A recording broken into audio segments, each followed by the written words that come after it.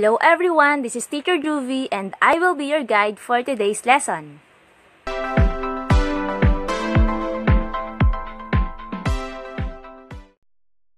We will discuss about angles. What is an angle?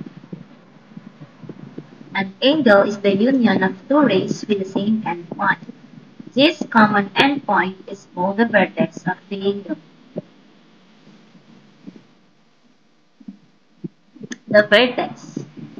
The vertex of the angle is point E. Its sides are EN and EL. So yung vertex dito, ito yung point E. In naming the angles, we can use only the vertex or 3 points on the angle. So with the vertex in the middle and the other 2 points on each side, the angle of the figure can be named as angle E or angle NEN. Or pwede rin naman angle LEN. Basta nasa gitna lagi yung vertex niya, yung letter E. So, this symbol is read as angle. So, tandaan na kailangan gawin tayo ng angle na symbol kapag mag-name tayo ng angle. We can also name the angle using the interior angle. So, by the intersection of the sides, so this angle can be named as angle B, or angle ABC, or angle CBA, or angle 1. So, ito yung interior angle natin. If several angles have the same vertex, maraming angle, then isa lang yung kanyang vertex, we must name each angle using the 3 points rather than using the vertex only. So, mas maganda na gagamitin natin yung 3 points niya kaysa sa vertex kasi hindi natin ma-identify kung ano ba talaga yung pinaka-name ng angle na yun.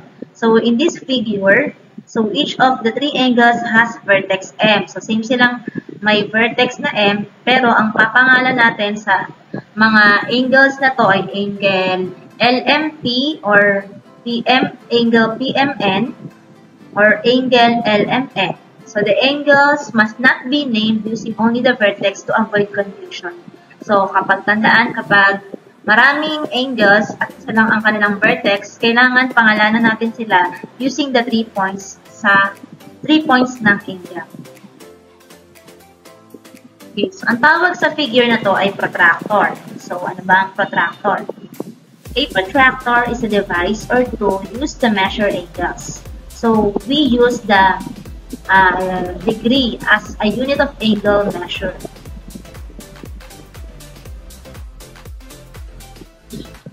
So, understanding right angles and acute angles. So, an angle that forms an L shape is called right angle. So, right angles measure 90 degree or 90 degrees. So, tatandaan lang, ang itsura ng right angle is mukha siyang letter L. The hands of the clock at 10 o'clock form an acute angle. So, ganito naman ang itsura ng an acute angle is smaller than a right angle. It measures between 0 and 90 degrees. So, tatandaan, ang acute angle ay mas maliit kumpara sa right angle. At magsisimula ang kanyang angle measurement mula sa 1 degree hanggang 89 degrees. So, another angle is the obtuse angle. So, an angle whose measures between 90 degrees and 180 degrees is called an obtuse angle. So, ganito naman, mas larger siya kumpara sa 90 degrees. So, ang angle measurement niya ay mag-i-start mula sa 91 degrees hanggang 179 degrees. Let's have some right example here.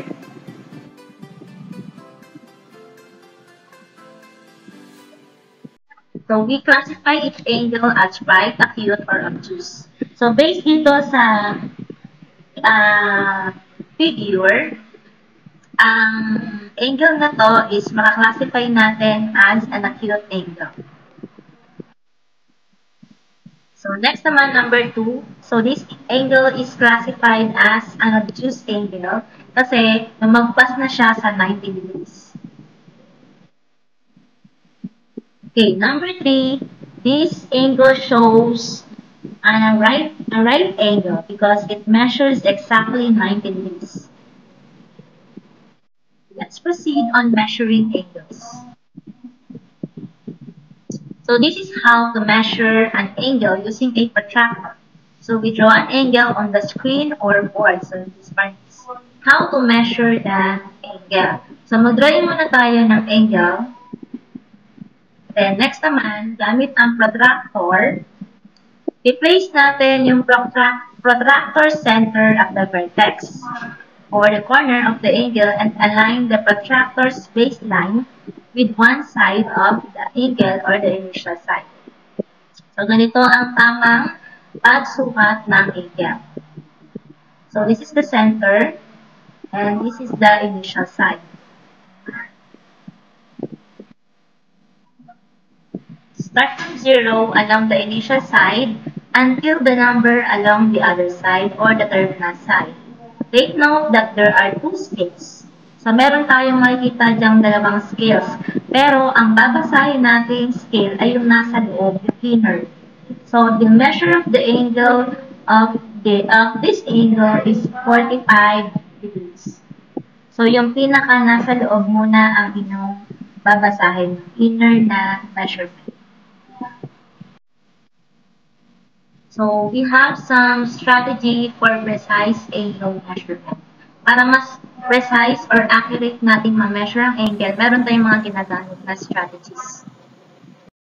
Una ay yung steady protractor.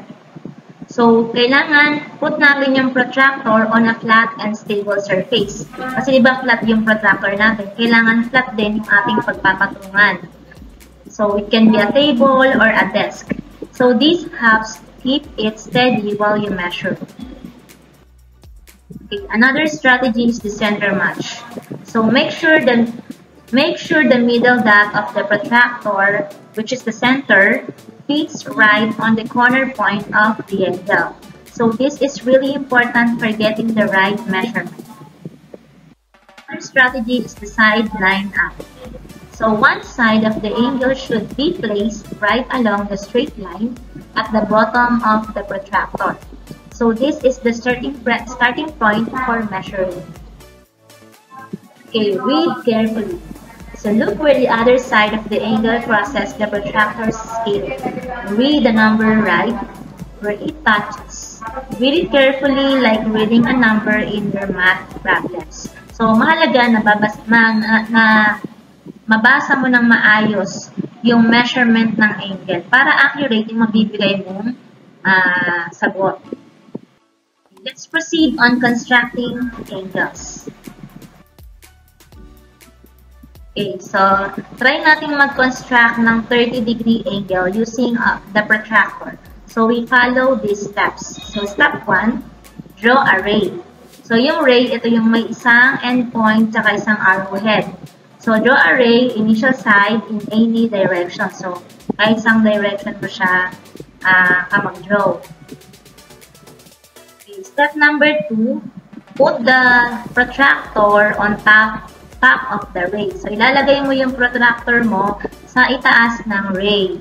Then, the center must be on top of the vertex and the baseline must be aligned with the initial side. So, dapat yung pinaka-zero natin nakatapat doon sa initial side ng ating angle. Look for the zero mark on the protractor, then mark 30 degrees along the edge. So, yung ating terminal side, itatapat naman natin siya doon sa 30 degrees. So, note that there are two scales. Look at the inner scale. So, again, sa protractor, meron tayong dalawang scale dyan. So, doon ka titingin sa inner scale. Kasi 30 degrees ang ating i-construct. Okay, para mas maganda yung pagkakalay natin sa terminal side, pwede natin gamitin yung ating protractor. So, you may indicate the measure of the angle. Let's try these examples.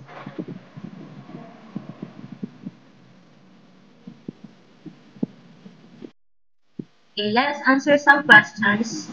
What is the vertex of the angle below? So we have here angle UVW or angle B. So the vertex here is the point B.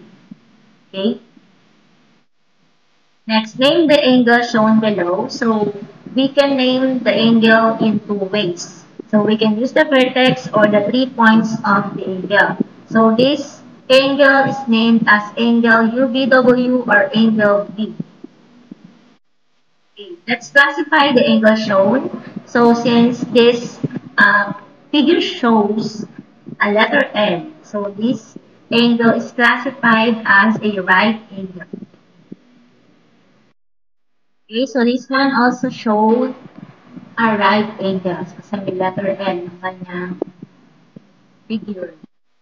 So given the measurement, which is 71 degree, so therefore this angle is an acute angle because it measures less than 90 degrees. Okay, so what is now the measurement of the angle shown in the protractor? So this one is a bit complicated because mahirap natin siyang ma-identify kung titignan natin, di ba? So, since ito, nakita niyo yung yellow arrow dito, ibig sabihin, nag-rotate yung ating angle. So, ang gagawin natin dyan, yung 160 degrees na measurement kung saan nakalagay yung initial side, itong initial side natin, nakatutok siya sa 160 degrees. Then, yung ating terminal side naman ay nakatutok sa 90 degrees. So, i-minus natin siya. So, 160 degrees minus 90 degrees. So, the measurement of the angle is 70 degrees.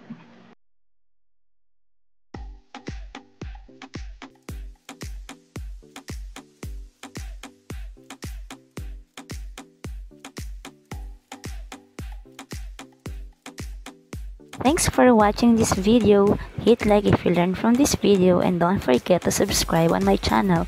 Thank you so much.